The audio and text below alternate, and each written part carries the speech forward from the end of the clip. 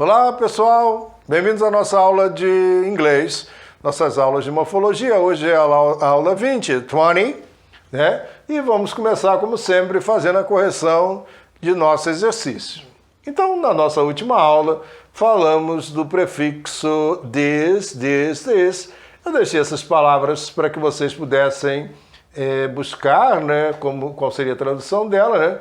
Discourteous, que é o descortês, disobedience, que é a desobediência, o disobedient, que é o desobediente, disobey, que é desobedecer. Reparem que esse Y aqui não é pronunciado como I, né?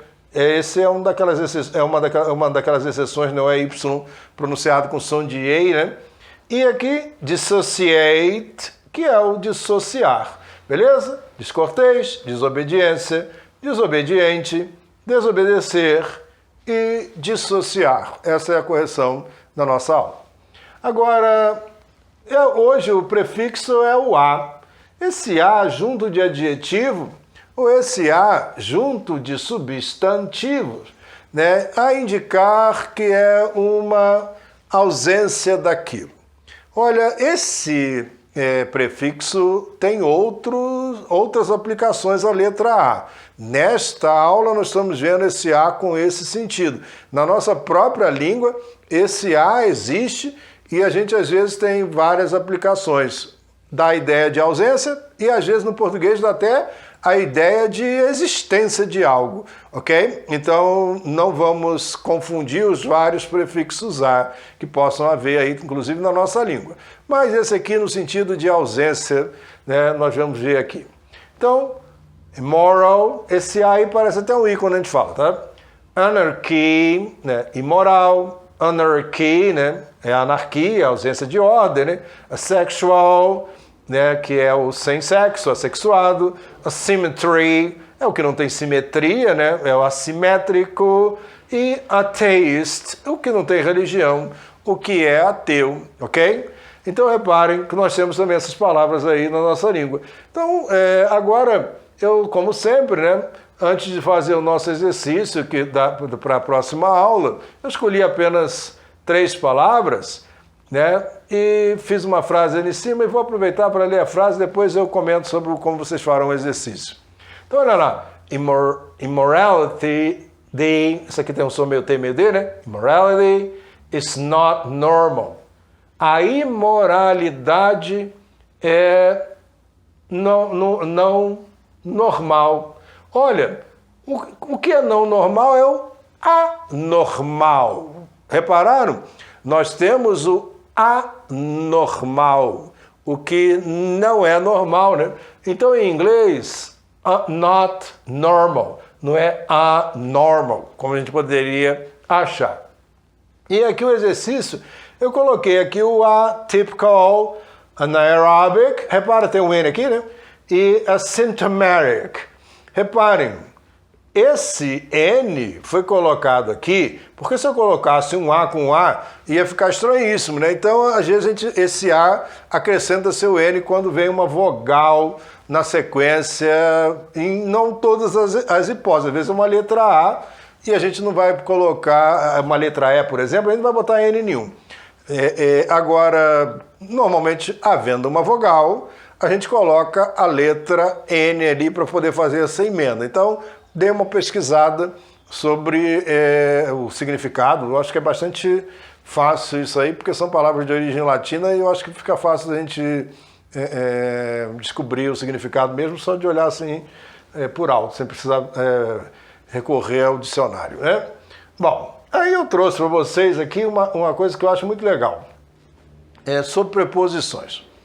As pessoas sempre quando se trata de preposições, elas têm muita dúvida em inglês, né? Porque toda hora você descobre uma preposição que tem vários significados. A mesma preposição pode ser aplicada em várias situações. Isso gera muita confusão. Então eu resolvi hoje, né, trazer aqui algumas explicações sobre a preposição de na nossa língua, logicamente. Quantos de existem em inglês? Quantos Ds aí, né? Vamos ver aqui. Um exemplo de uma preposição que pode ser traduzida como de e que a maioria das pessoas conhece como de, ok? Então vamos ver aqui, ó. The car of Márcio. O carro do Márcio.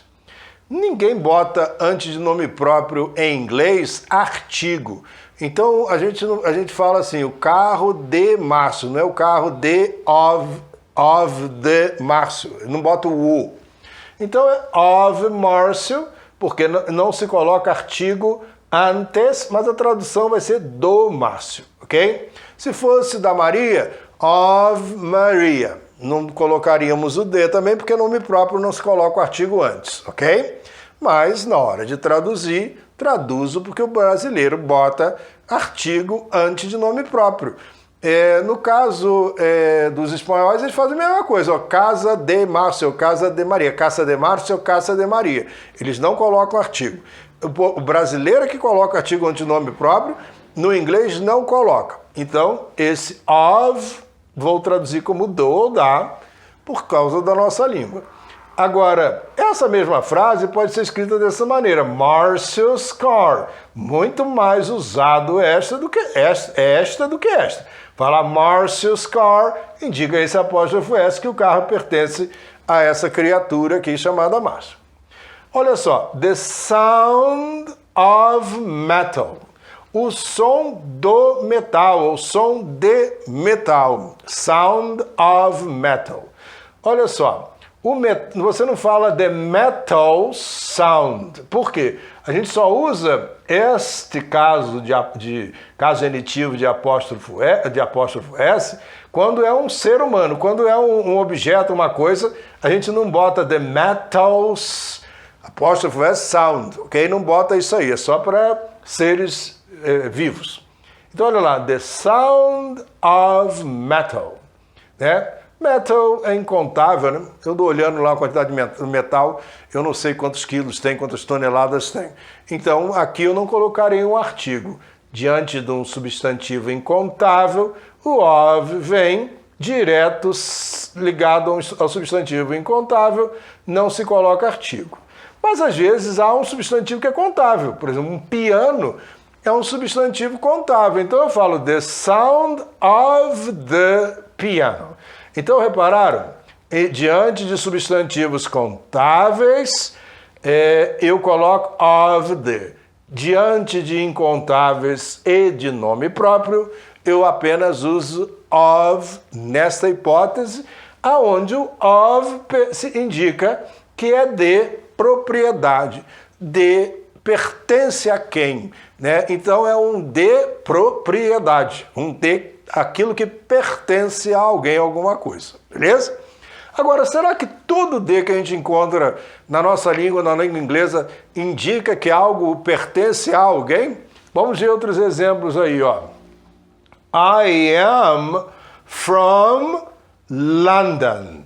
Eu sou de Londres. Aqui não é de propriedade. Eu não pertenço à cidade de Londres, ela não é minha dona. Aqui é a minha origem. Então, de origem é from. London é a pronúncia dos americanos, falar esse O e esse O-N com som de an. London. I am from London. Agora tem outro aqui, ó. Tell me about you. Tell me about you. Juntando, fazendo som de R, né?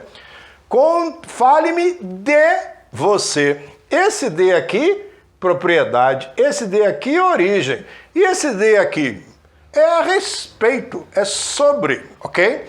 Então, olha só. Propriedade, of, origem, from, a respeito de, fale-me de você, tell me, conte-me sobre você, fale-me de você, tell me about you. Olha aí, uma preposição, outra preposição, outra preposição, as três sendo traduzidas como de. Mas não para por aí, nós temos mais. Olha aí. Fill with water. Water, que os britânicos que gostam de falar desse jeito, o americano bota isso aqui meio R, né? Fill with water. Encha de água. Ora, o de, quando se trata de uma substância incontável, que eu queira falar que aquilo ficou cheio daquela coisa, é with, né? Outro caso que não existe sequer de escrito na frase, mas que nós colocaríamos. Existem verbos em português que exigem a preposição de. Um desses verbos, para que a frase possa fazer sentido, a gente é obrigado a colocar um complemento, mas entre o complemento e o verbo, a gente tem que colocar a preposição de, né? São aqueles verbos transitivos e indiretos. Um deles é o verbo gostar. A gente fala, eu gosto de limão. Em inglês não existe de, nessa hipótese, verbo que exija um of como complemento antes de colocar o objeto. Então, ó, I like lemon. Olha a pronúncia disso aqui, ó. Lemon. On, an. I like lemon, não é lemon. Eu gosto de limão, mas não pode botar of depois de verbo como complemento, como a gente coloca no português, na nossa língua. Outra coisa, a gente fala de um adjetivo relativo a alguma coisa. A gente não fala carro de plástico. O adjetivo vem antes da coisa adjetivada. Então, o que a gente fala? Plastic car. Joga o adjetivo antes do substantivo e não coloca de nenhum, ok? Plastic car. Olha só, a mesma coisa, olha. O hotel tem quarto, não tem? Não bota apóstrofo S quando é nessa hipótese. Hotel room.